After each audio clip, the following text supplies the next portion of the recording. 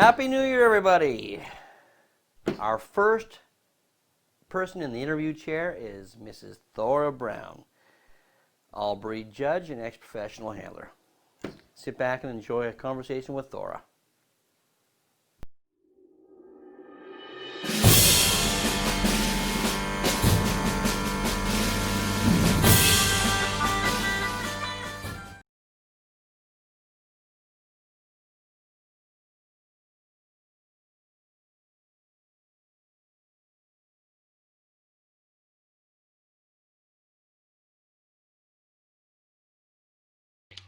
Okay.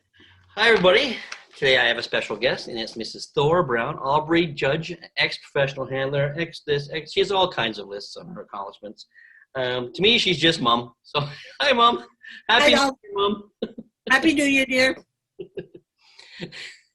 Things are well? Things are very well. Had a nice, quiet Christmas.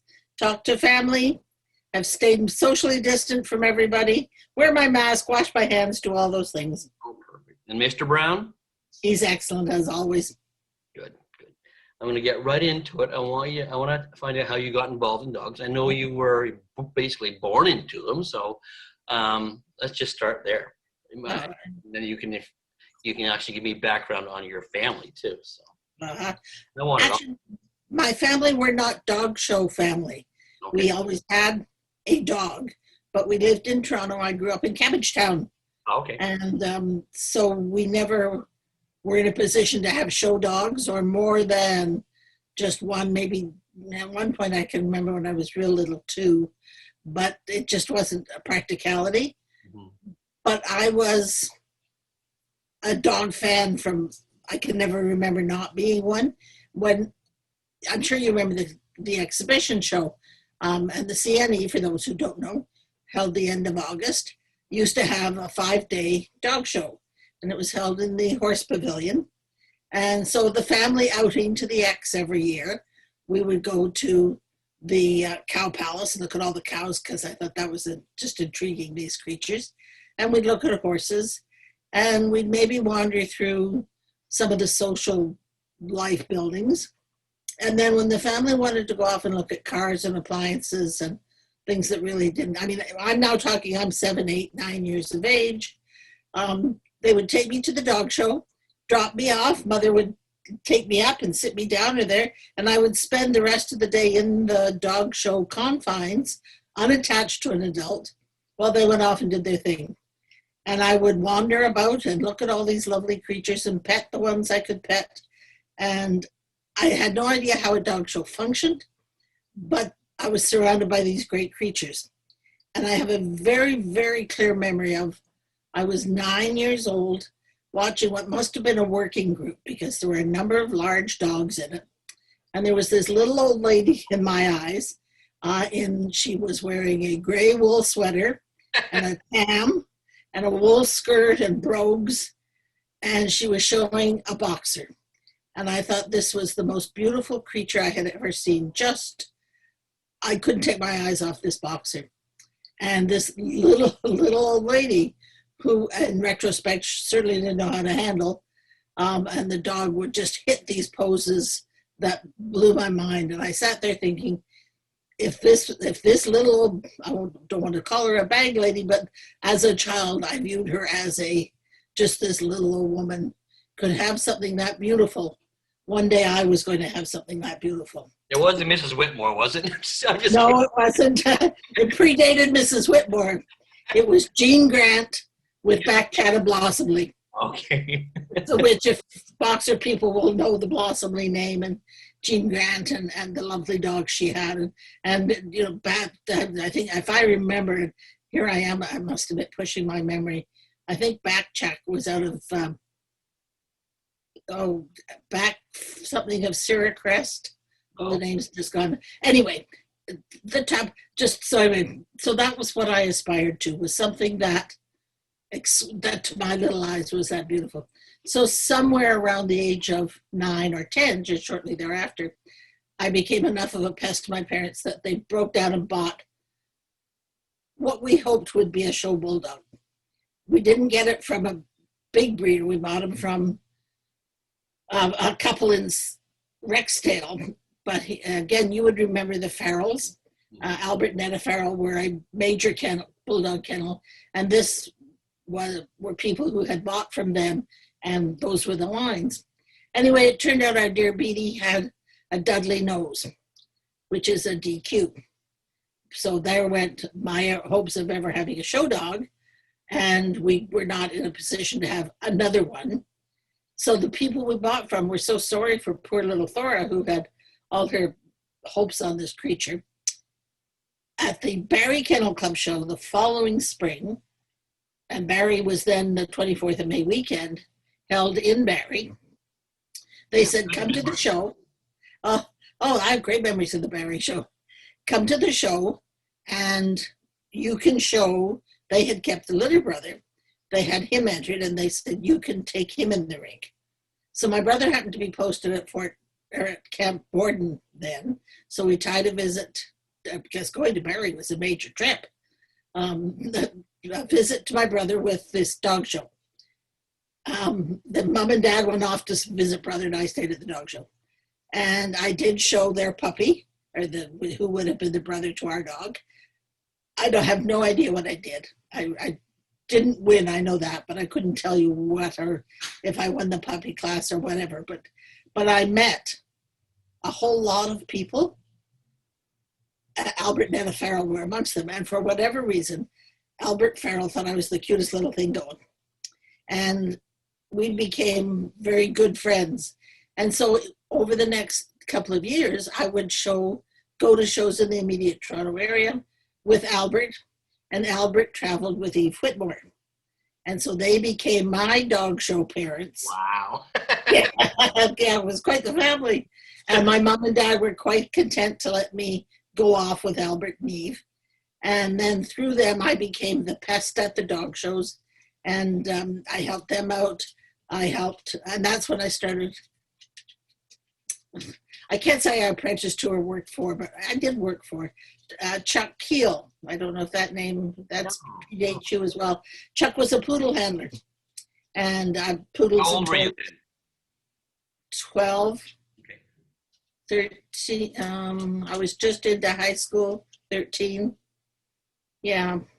And so Albert and Eve would take me to the shows. I would travel. Occasionally, if Mom had to, she would take me. And I would spend the weekend working for Chuck. And I was allowed to brush and X and clean up and do whatnot. Never allowed to put scissors on anything anywhere near. You didn't dare. And I don't know if I ever even took anything in. I must have taken things in the ring for him when he would be compromised. But anyway, and so I worked for him. And the other person that, again, I don't want to use the word I worked for, but assisted and helped was Shirley DeBoer. And actually, in preparing for this little thing, as I said to you about people from that stage of my dog life, I'd forgotten, and I don't know how I could forget Shirley. If anyone ever knew her, Shirley was larger than life. Not easy to work for, I'll tell you. She, if you missed the mark, you were told about it. But I learned so much from her about care and maintenance of dogs, how to read a dog, and in some ways how to evaluate a dog. And I think if anybody, she's the one who gave me an eye for looking at a whole animal, not parts, not pieces. You can see the parts and the pieces, but it's when you put it all together and that overview. And she used to stand back and say, it was good, bad, or indifferent. She never tore it apart until you pressed her for details. And the other one, the same approach was John Royston, Irish, from whom we got our first Irish setter. And John Royston and John McNichol were good friends, and they were two other dog people of that era that I hung around with. This 14, 15-year-old, 16-year-old kid was hanging around with all these breeders, and I would sit at ringside if I could and just listen and watch and everything. But the worst thing John Royston could ever say about a dog was that it was common. And that has stuck with me for so many years. Like, there are outstanding dogs, undoubtedly, and they're beautiful. And there are, as the AKC says, the less so. But there's that huge mass in the middle that are just plain common. They're not out, there's nothing really good, there's nothing really bad, they just are. And for John, and in Irish setters, I mean, what's worse than a common Irish setter? You know, but when you take that applies in every breed. I had a long discussion once with someone about, can you call a bulldog elegant? Of course you can. You can call any dog elegant when it has all its breed traits and its breed pride and its breed essence is shining at you. That's elegance. So when it's common, it's just. That's interesting, because for John to say that, because when I had a lot of meetings with Mr. Elders when I was younger, and he was sort of in the same ilk. He never said anything bad, and he would say, he always made me say 3 good things about dogs. Yeah. Yep. I think the worst thing I've ever heard him say was probably common. That's amazing. Yeah. And I think that maybe for people of that era, we talk about breed type and use fancier words, but it comes down to the same concept. If a dog doesn't have true breed type, so his shoulders are a little straight. So but he's balanced, but he's got type, and he is an Irish setter. He stands there and is rollicking and joyful, and has the proper, like, how long's his coat? Anybody can grow hair. We've seen that. I mean, we've lots of jokes about people could grow hair on a rock, and so those are the things. But if the essence of the dog, the essence of the breed isn't there, you know, you want a terrier who stands his ground, looks you in the eye, short back like a good stallion standing over his ground. He owns that. You want a Rottweiler who defies you to come and take the purse from off his neck. You know, you want that essence of breed. And yes, it's the shape of the this and the placement of the that and the proportions. But all of that has to make one global picture of the breed. And now I forgot what your question was. Oh, yes. So where did I go? I enjoyed that. We were talking about, basically, not your mentors. We're talking about my history. So anyways, I worked for those people. Did a lot of ring stewarding when I was a kid because I couldn't travel far. And I wanted to be at the shows. And by this time I was moving into university and I needed money. And so back in the day, I got paid $25 a day to ring steward. And that was good money for me. And so I would do that. And then I started working for a number of kennels in the Toronto area on weekends. And that's how I met Alan indirectly. And I worked for Alan's mom and dad, Tom Adams, Westy Kennel. Interestingly, the other Westy Kennel. I worked for the 2 big competitors. Anyway, and I kennel sit over, they'd go off to the shows, and that was exposed me to a lot of different breeds. Was one of the Dorothea's or no? No, I didn't work for her. Ab K, that was the other one. Ab K and Tom Adams. And so, so my stewarding and my kennel sitting and just sitting at ringside listening to people and being around shows in Toronto. And then we got married.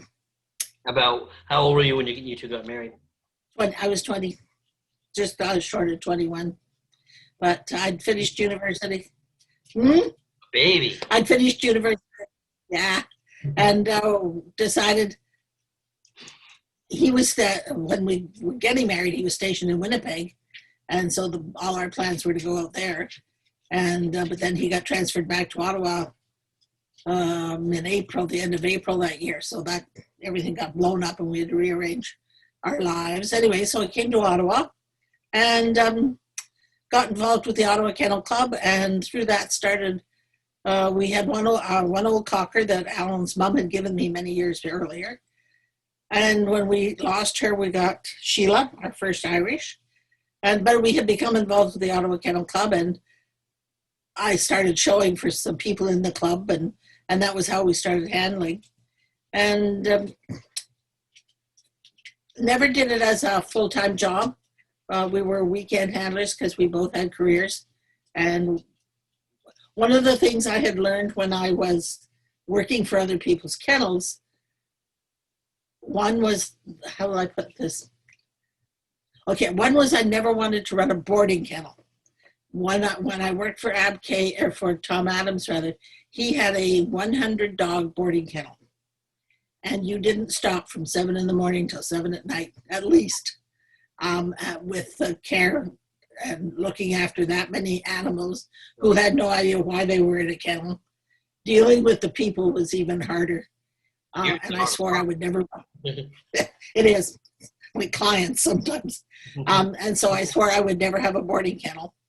And then the other side of our dog, and this, when we got Sheila, we got her through John Royston. She was a stud puppy he got back from a lady named Rose Ianson, who bred Papillons. I knew Rose Ianson. Yes, and Rose's husband had Irish setters, and Whitfield. he'd got, yeah, that's right.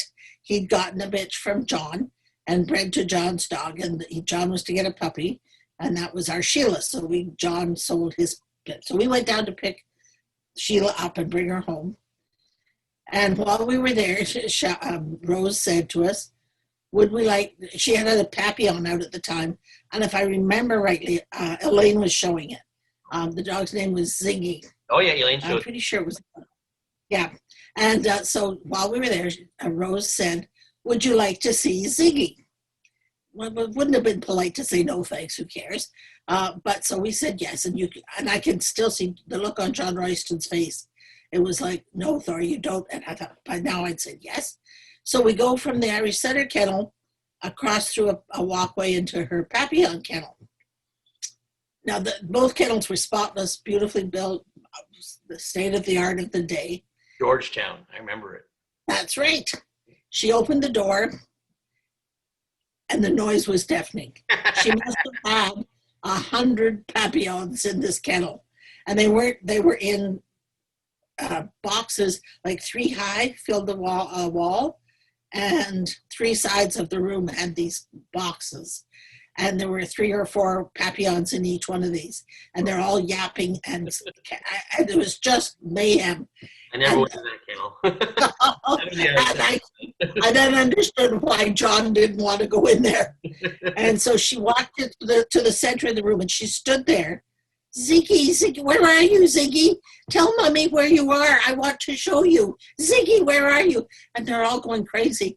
And she opened a box, took this Papillon out, brought it over. This was Ziggy. I patted it on the head, said, isn't this sweet? And I swore then I would never, ever have a kennel where I didn't know every dog by name, every dog by sight, and every dog didn't get touched and loved and looked after every day. Yeah. That I would never have that kind of box kind of situation. So having said that, so we kept our operation fairly small. We were both working, and I had these tenants that I wouldn't forsake, that my dogs had to be part of. And you can imagine, Irish Setters don't get loved and kissed. And anyway, so I splurged by showing other people's dogs, and we were relatively successful at it. Right, and so then careers both took off. We both were working hard. Things were going really well. And we had reached a point really where we had to commit one way or another. What were we going to do doggy-wise or career-wise? And career won out. And so we sort of cut back on that. And that's when in 1980, we made the decision to retire from handling and move to judging. And so in 82, I judged. That's early. I finished up my, yeah, I started judging in 82. Oh, what year? And Alan started. What year was Mr. being shown? This is late 70s. Oh, was okay. Yeah. I'm not sure exactly, but late 70s, yeah. That's so anyway, and so that's my first name. From there, excuse me. Yeah, and so on we went from there. And judging, you obviously started in the sporting group. It's funny that you talked about the toy kennel and not, because I think you're very good at toys, but I guess it doesn't matter about how noisy they can be in the kennel, right? But I want to judge toys, and you look so comfortable judging toys. I'm actually quite comfortable judging just about anything now. I will admit my greatest trepidations as I moved into new groups were terriers. I think for anybody from outside the terrier world, they really are intimidating. Oh, for sure. But I'm just saying that because I'd be at ringside and toy people would be talking how much they look forward to showing to you. And I'm like, well, she's a nice person, but thank you. Yeah, I did sporting, non-sporting, hounds, working, and herding. The year I did working, there was the split. So working, herding, toys, and I did terriers last. So we talked about a few of your earlier on mentors. Who would you consider? Do you have more mentors to talk about, or do you? Well, let me look at my list. John, Shirley, Chuck. It's Eve Whitmore, without any doubt. I was just thinking when we were talking about clubs, when I was really, those first years, we joined the Scarborough Kennel Club. And the meetings were all held at Stan and Eve's home up on Highway 7 in their family room. And I have this memory, and when I talked about Shirley is what brought it back. Shirley was a member, Shirley and Ben, and I have this memory of Shirley and Stan Whitmore, nose to nose arguing over a dog. And it was just hilarious because Stan couldn't get 2 words in. And Shirley was, and again, if you knows who knew Shirley, how dynamic she was, and powerful and forceful, and she was just into him for everything. It was, and I just stood there sort of with my mouth open. Oh my God, thank God that's not me. We went to a few, when I was going to shows with Gary and whatnot, and Brian, we'd have dinner the odd time with Shirley, and she overpowered the table. Like you couldn't. Oh, yeah. I can understand what she'd do to Stan. So. I had the honor once of being able to walk Shadrach. Oh, wow. Back from a ring she had to come. Very rarely did she let somebody else take Shadrach.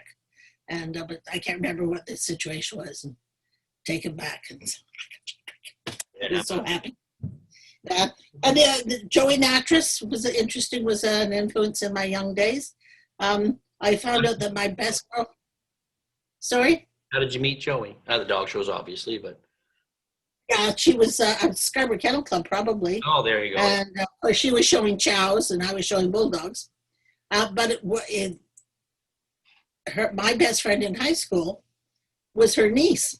Oh, small world. And I didn't know it until one time during high school, something came up, something for a Friday night or a Saturday, and I said, no, I couldn't go. I was babysitting. And my girlfriend said to me, something about who was I sitting for? I said, it's a dog woman, a dog friend, because the kids in high school, I got teased a lot for the dogs. And I said, a dog friend. And she said, you're the dog. I said, she lives out on whatever, somewhere in Scarborough. Let me think of it. It doesn't matter. And Barbara said, what's her name? And I said, Natras. And she said, not Joey and Dick.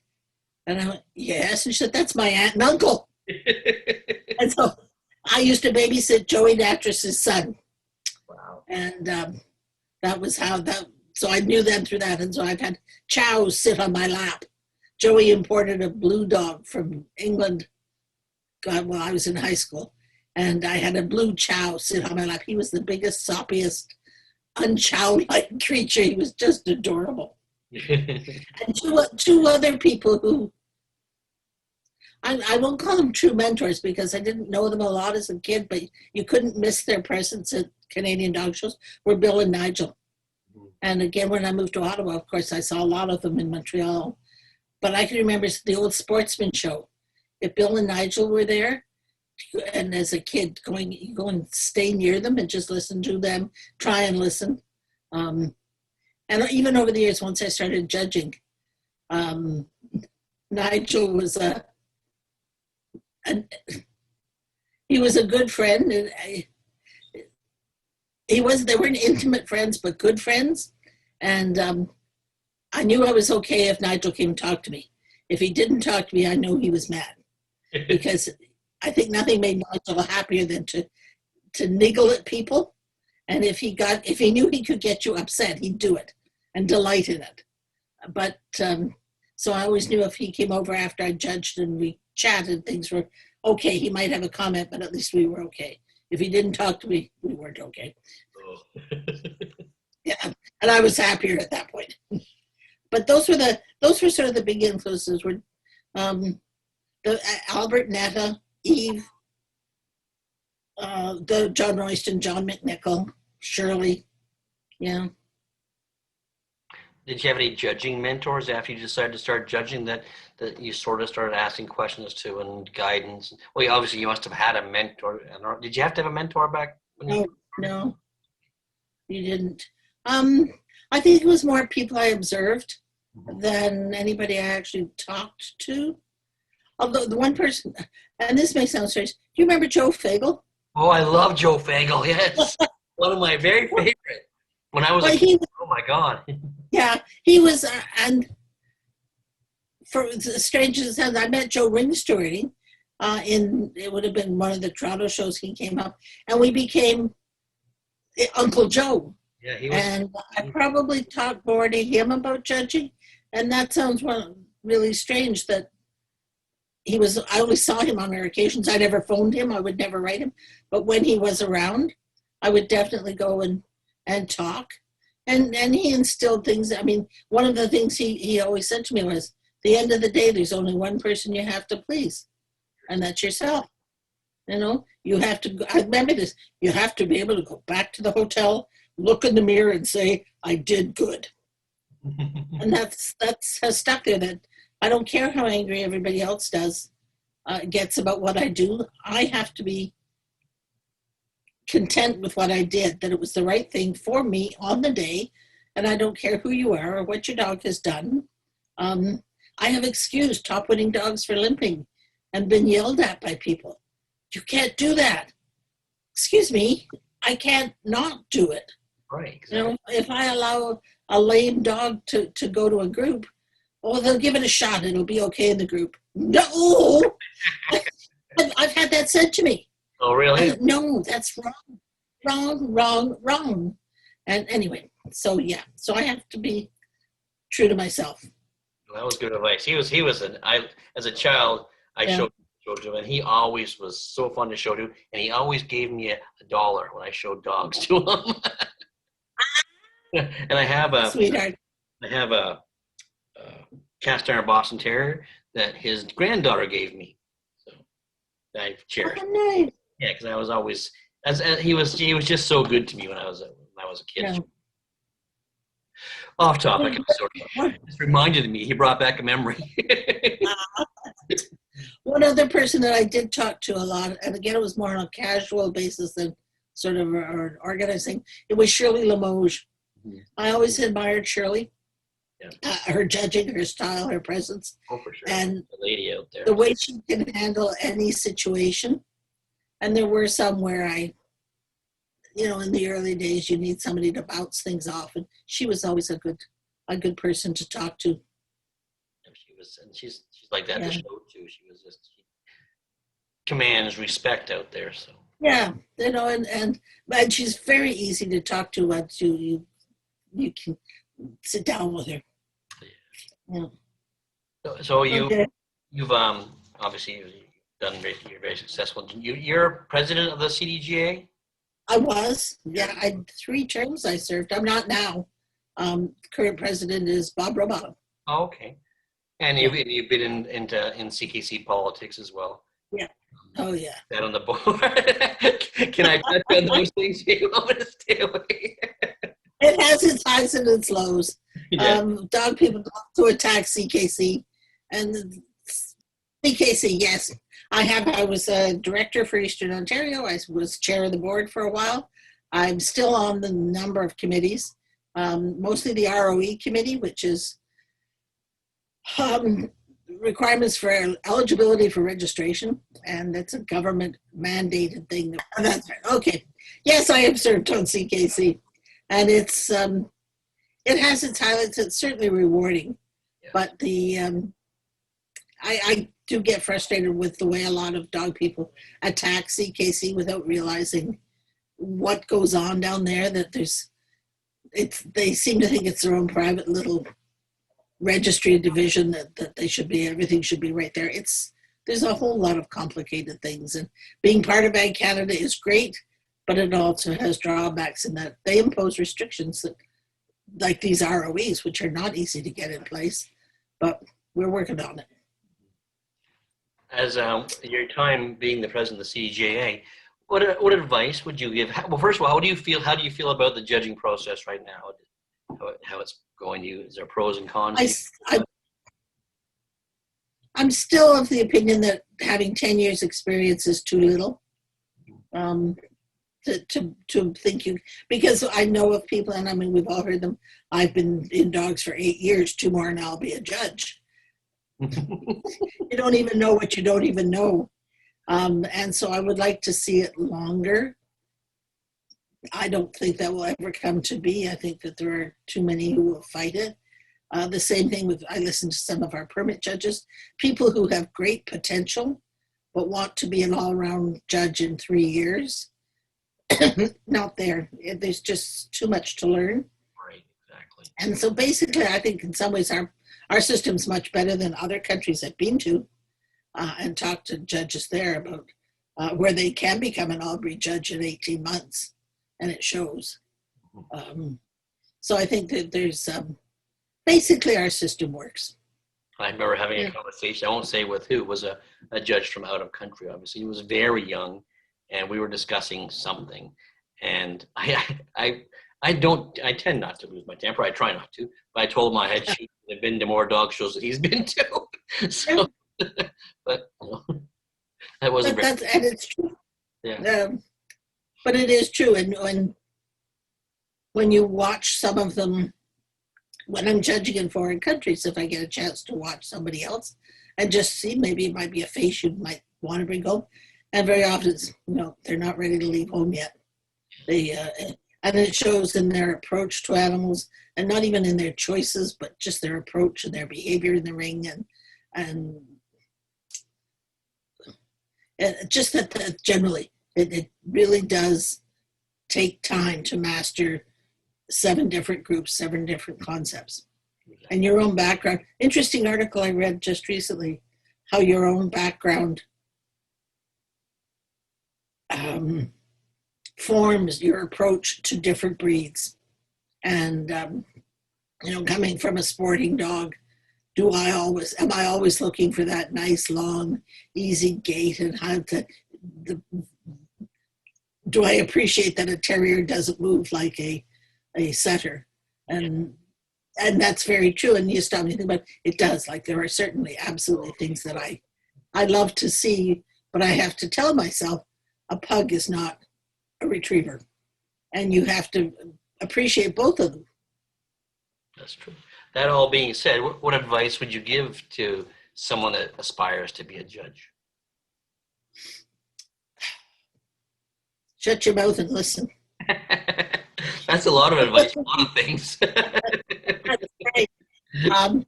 Get out and see. That's another thing that frustrates me no end, when I hear people wanting to start judging and they've never been to a show more than 100 miles from their home. They've never gone to their own national specialties, let alone a different breed's specialty. They've never had sessions, mentoring sessions with anybody in another breed. I think now with online has been wonderful that you can have breed sessions from your own living room, which is great to be able to watch. And the AKC ran that whole series. I think they may still be doing them. Their webinars. Mm-hmm. They were wonderful. I was watching a lot of them at the beginning of the COVID thing. They were mid-afternoon, and it was convenient. They have moved them to 5 o'clock, at least 5 o'clock my time, and I can't sit down for an hour in a bed at 5 o'clock in the afternoon every day to watch a webinar. I know they're stored, and I have gone and looked at them. But that's made a great difference. But when I talk to people who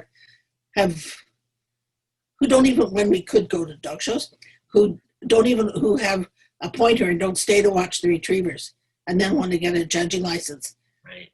What are you basing this on? You know, the fact that you have one dog that you finished through whatever you need now, that does not a judge make. I agree. I think they just see that. I think they think it's a glamorous life, so they want to do that part of it. Yeah, there's something they need to learn the realities of. It's not glamorous. That's the one thing I have to say with COVID. And so I've been home. This is the longest I think we've ever been home for all of us without a show. And my suitcase is covered in dust. But God, you know, it's nice not getting on a plane. And I keep thinking about being squished in Air Canada again and running down a concourse in Chicago to make my connecting flight and all these other things. I'm not missing that at all. Sure. So we've talked to you. You've had bulldogs, you've had whippets, you've had Irish setters, you've had cockers, English cockers, right? English. Actually, we did own a couple of Americans, but that was kind of in passing. What is your favorite breed? Oh, Will, I saw that question. Tough one, isn't it? I think we all have a few, so that we. Yeah, I mean, I cannot say that big red dogs have such a special place in my heart.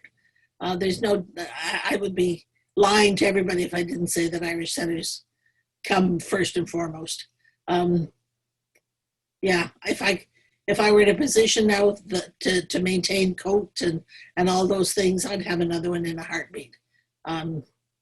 It just is not. One rule we made, I won't call it a rule. I've always said when I only had house dogs, I want house dogs I like to look at. And I wouldn't want an Irish setter. I couldn't keep one cut down to, I mean, we never cut Chance down. I trimmed them up a bit. And the same with Giorgio. They were in show coat their whole lives. Just they need to be, right? Exactly. If I had a poodle, I would cut that down. I wouldn't keep it, but I would keep it in and maybe a step above. If I were into having a standard poodle, an elaborate cut down coat. What else do I love? Whippets, and they've certainly wormed their way into my life. What's special to me? Ingies have to be there. You've judged nationals. Oh, yes, of course. Excuse me. How could I forget? Oh, thank you. I apologize to all the English cocker people. Yeah, so there we, like. That's what I like terriers, but I cockers. That's right, with your blue dog, Maida Vale, something. Yep. Fire Brigade. Yes. Yeah, big blue dog. You taught me how to trim feet. I don't know if you remember that. I do, yes. And I taught you how to bath a dog on the table, to touch him up on a grilling table. Yep, I remember. For those who don't know, Will used to come and hang around me. I think one time I got in the trailer. And you guys took me in to look after me. I forget what happened there. That's right. That's something. Yeah. Aaron made me dinner in your trailer. That's right. Eggplant Parmesan. Yeah. Yes? I still love it to this day. That was my first time. There you go. I was like 12, I think. 11 or 12. Yeah. That was a long time ago. Yep. God. The Dobermans have a special place. I've never owned one, but there's something about a Doberman that draws me to them. And boxers. Back to Gina and whatnot. Boxers. Yeah. Yeah. Now, there are dogs. You've judged a lot of dogs over the years and seen a lot of dogs over the years. Without talking about current dogs, are there dogs that stick in your memory that you'll be judging that breed and all of a sudden you'll refer to your memory bank, that one dog? Mm-hmm. You tell me those dogs? I just don't want current dogs, that's all. No.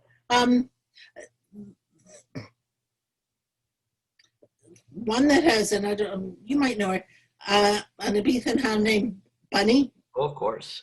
I saw her in California whenever it was, and I was doing the breed. I wasn't doing the group, I was doing the breed.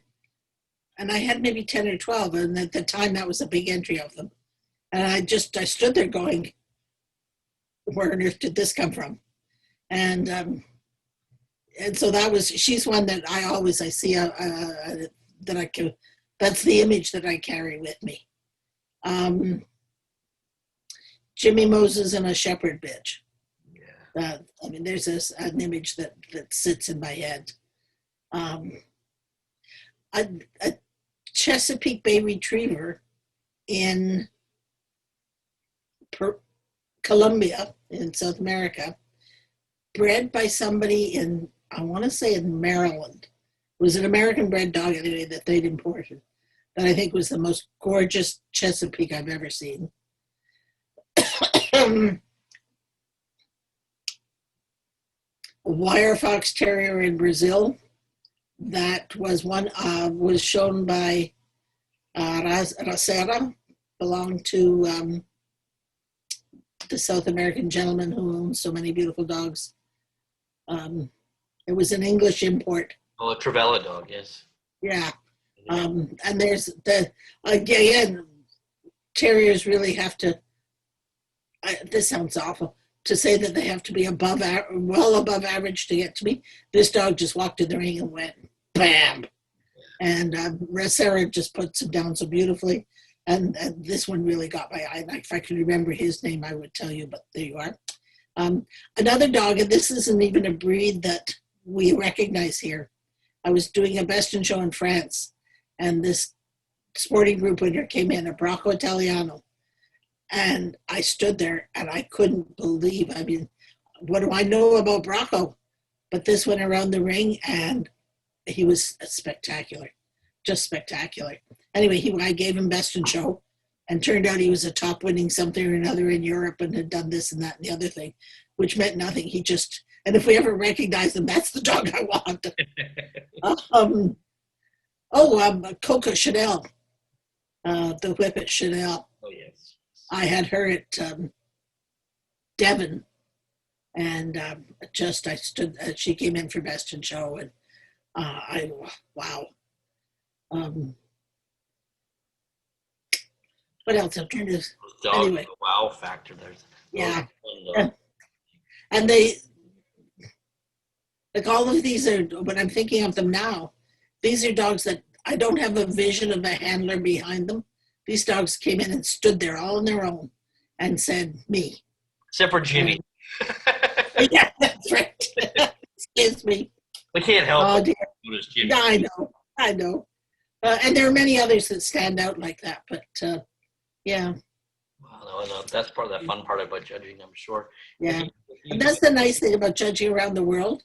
Oh, I had a Borzoi bitch in Japan. Need I say more? She came in the ring and it was like, wow. I think we all saw her, didn't we? We did, yes. Yeah.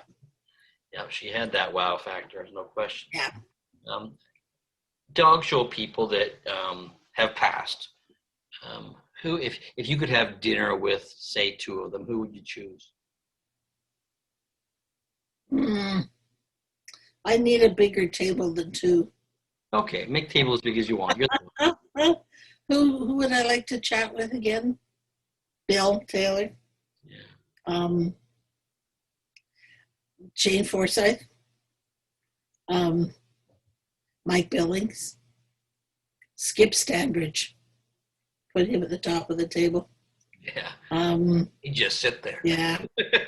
And again, Skip he was very entertaining and he had lots of stories. But there was always something there more than just an interesting story. There was, if you listen and you kind of directed the conversation, there was lots there. Yeah. Dick Mean. Dick and I would go out for dinner when I was on the board. He was the chair my first term, and then the second term he had retired. And very often when I was in Toronto, Dick and I would go out for dinner, and great. I miss talking to Dick a whole lot. Who else? Did I say Mike Billings? Yeah. Interesting. I judged at Kitchener. I believe, yes, it was Kitchener a number of years ago. Myself, Mike Mike Macbeth was on the panel, as was Mike Billings, Jane Forsyth. Wow. And that made a very interesting dinner table. Yes. Who else? It can be a huge list, I'm sure. So. Yeah, I had trouble with that one because I started getting misty thinking about some people. Yeah. So I jumped over that question. Yeah, we talked about advice for aspiring judges, and since you wore many hats, but you also wore the hat of a handler. What about advice for young handlers? What would you give them if they wanted to start? Be honest. Shut up and listen. That applies to them too. Actually, very much so. Learn to shut up in the ring. Yeah. I have to admit I'm appalled sometimes by some of our young handlers and their behavior. They need to learn about manners and being polite and snatching ribbons and muttering under their breath let's talk about entitlement. No, let's talk about doing some work and presenting a dog. Know the breed you're showing. That some breed, not all breeds are meant to be raced around the ring. But this applies to so many exhibitors. And that you're there to show the dog, not yourself. I'll leave it at that. That's enough. They need to know all those things and take their. No, it really is. Know the breed you're showing. No, at least read the breed standard. Once or twice, I have made comment to some young handlers about dogs they've brought in with something perhaps less than correct, and have made a comment about thinking I'll be nice and help and point something out, and they get all harumphy. Yeah. And it's not even, I'm not giving them a personal opinion. If the breed standard says certain things, like at least have read the breed standard. You should know that. Yeah. There's showing a dog is not just taking the lead. God, you know this. It's not just taking the lead and running around a ring. No, that's the smallest part of it all, I think. Exactly. Yeah. And know your judges. I'll never forget once I was in Buffalo and you were there and I was doing American Cockers and oh dear, his name's gone from me. American Handler, I can't remember right now. I had a huge class of buff Ascov specials. And this guy was first in line. And this was a dog that was doing reasonable winning in the States. But he was a very big cocker. He was not of my type. And there were others there that pleased me more. And he was pulling up the ears and pushing the tail and showing me the top line and flipping and pushing. And you were outside the ring standing behind him. And you leaned, I was down as I went down the line, excuse me, you leaned over and said something to him. He got all red and flustery and off you went. So when I saw you later, I said to you, what did you say to, the name's not coming to me. And he said, I just told him he didn't have a prayer that you wouldn't like his dog. And you were so right, exactly. Know your judge. Know what they like about in a certain breed, what they'll tolerate, what they won't tolerate. Of course. That's part of your job as well. There's no question. No point showing me whatever. I don't know. People must know think I like something. I have one last question for you before I take it. Okay. If you could meet the 20-year-old Thora Brown, what advice would you give her now?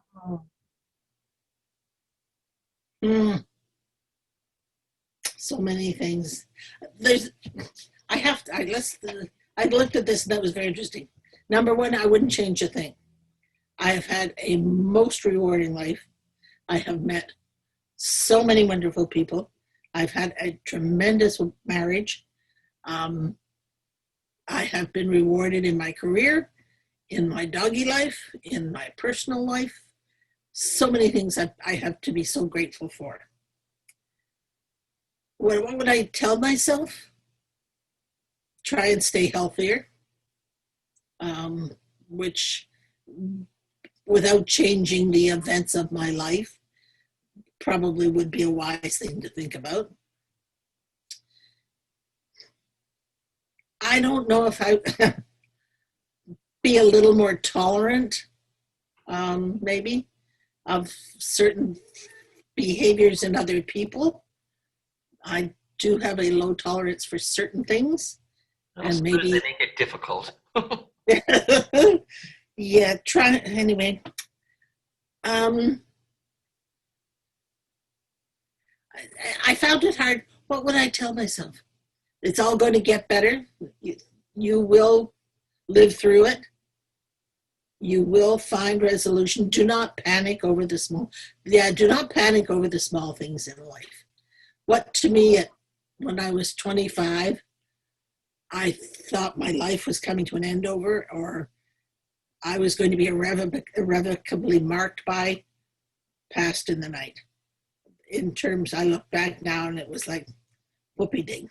Yeah. But that's only the perspective of 40 years later, being able to say, we just survived it all. And that's what life's about. We have all the bumps and the bumps, and we get through it, and it's what you make of those things. Were I to think back on major changes, probably only two major things I would ever think of reviewing, but in both of them, my life would have been completely different. One would have taken me out completely away from dogs, completely away from that whole thing. I would have had a different career, probably not gotten married. It would have been just a whole different world. Turn. Would it have been better? I have no idea. Just different. Can I say I did it wrong? No, I didn't. Have I made some strange decisions here and there? Sure. But they were okay. And life's good. I can tell. Yeah. Yeah. I am happy. That movie that we all just watched, It's a Wonderful Life. Do you know I have never seen that movie? What's that? I've never seen that movie. You've never seen that movie? With everything you just said, you've never seen that movie. You should watch it. I want to watch it. Every time I look at it, anyway, yes. It's great. It's awful. Anyway, I'm sorry. I interrupted you. No, but it talks about decision making. If you didn't do this, what would be the? And it's just. I think it's like I look at my own life and think if you'd taken that turn instead of this turn, you wouldn't be here. You'd be there, and God knows what would be happening. I'm happy certain things here. You know. Yeah, I mean, Alan and I will be married 53 years in June. Congratulations. Yeah. And when I look at the dog show world, we deserve 3 medals. I wouldn't trade that for anything. And it's been a joint effort. We do share dogs. And I think that's been really important. We both shared sincere involvement in our careers. He's a photographer, was in the military, left that when he finished his work there, and went into the National Archives of Canada. So he's a history fanatic, and so he got to do both things with Canadian history and photography and so on. I did my teaching and my languages and those things. And then we got the icing on the cake that we could do our doggy life on the side. Yeah, like so we were to see one without the other. So yeah, like it's just been things have been very good for us. Life has been good, and we've got wonderful people like you, and all the dog people that we've gotten to know. Well, I guess I met you in 75 or 6 or somewhere around. Yeah, okay. Probably 75, because I remember being at the Ottawa Dog Show in 75, so probably. Okay. Yeah, I remember your dad showing Olaf. Yeah. Winfield, Rosa Einstein. That's right. And I think that's when I met you, was trailing along behind. Yep. And then you got the English Cocker a year or two later. Yeah, I got English Cocker. We went to get a dog for Mr. E, and Mrs. E gave me Briggs. Yeah. Yeah, Briggs, yes. Yeah. And that's when basically I had other dogs before that, but that's when I got more competitive and I got to go against you. And Mr. Yep. Who else was out then? Carrie had a dog. Dunelm Blue Peter. Yep. That's right. And the lady from Kempville up here with the Reds. Amy. Nora. Amy, Nora, yes. Nora, yes, Nora, you're right. Nora Maltby with Reds. Yeah. And we said Amy Honey was thrown in there somewhere. Yes. Yes, she came along a little bit later. She had something from Carrie, if I recall correctly. That's where she started. Now we're on English Cockers. Anyway, other people don't know all this. Anyway, there you go. Have I answered all your questions? Yes, thank you so much for your time. My pleasure. I can't wait to see you. I'm Sometime, sure hopefully in 2021. Yes. If I don't, well, it will be in 20. Yeah.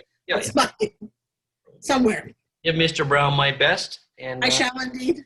thank you so much for your time and have a happy new year. Happy New Year to you too. Right, Mom? Okay. Great to see you. Now what? We'll say goodbye. Okay. And love you. I love you too, dear. Well, thank you, Thora. It was great to see you and catch up. If you like what we're doing here, make sure you press the like, share, and subscribe button. If you want to get a hold of me and ask me questions, go to dogshowtips@gmail.com. Or if you just want to find out what's happening in Will's world, go to willalexander.net. Until next time.